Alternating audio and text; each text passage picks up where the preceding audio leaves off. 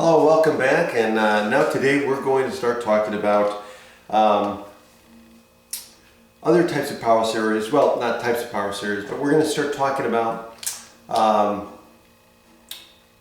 combining, differentiating, and integrating power series. Okay, in the previous sections we talked about how we can represent certain types of functions as power series.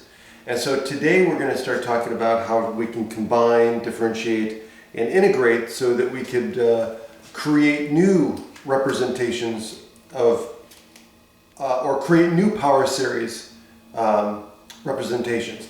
And this is important for a couple of reasons. One is it allows us to be able to create new power series representations for other elementary functions. Okay, for example, we can use the representation for f of x equal to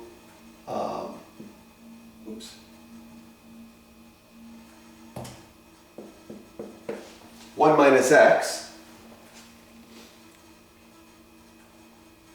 right? And we can find a power series for the representation for this.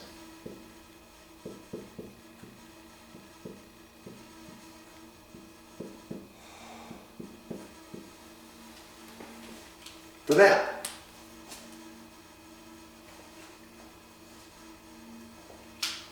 Okay, so that's the first thing. So it allows us to find power series representations for certain elementary functions by writing those functions in terms of functions with known power series. Okay, so we can use the power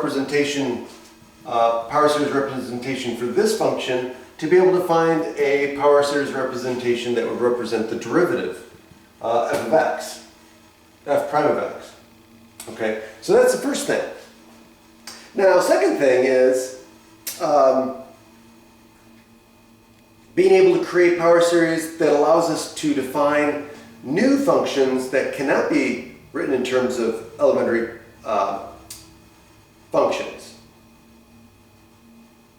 Okay, and this is particularly important and useful when we're dealing with solving differential equations that the solutions, there are no solutions that are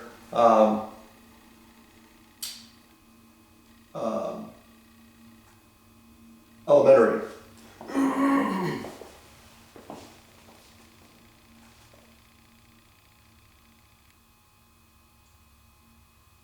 Okay.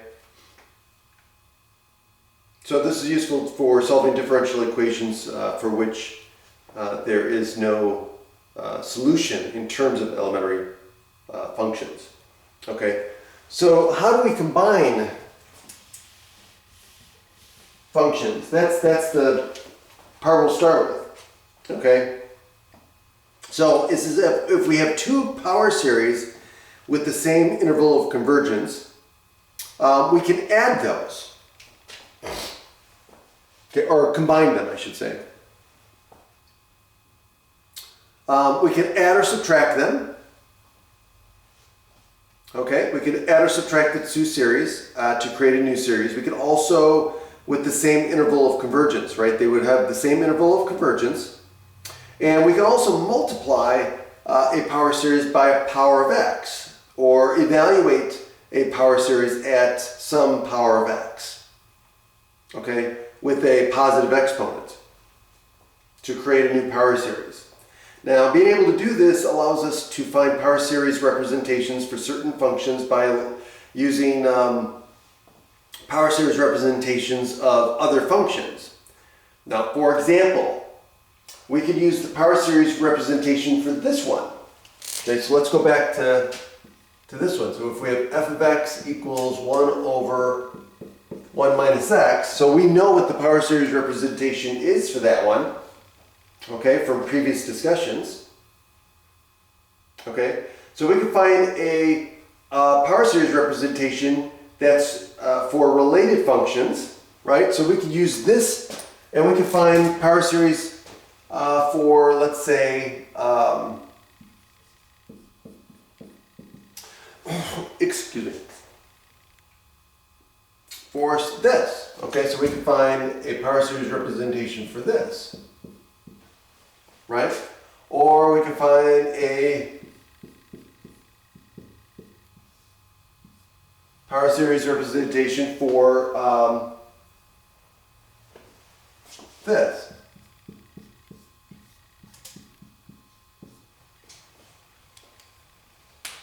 Okay.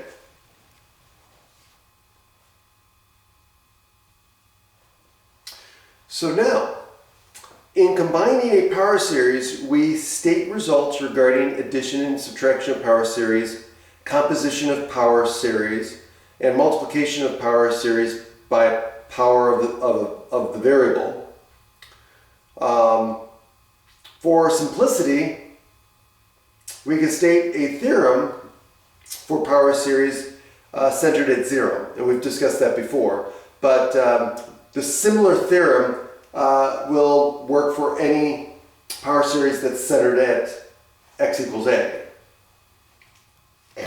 Okay, so I'm going to introduce a theorem in the next video. It's going to be based on basically x equal to 0, so the power series centered at 0. But again, we can expand this to power series that are centered at a. Okay?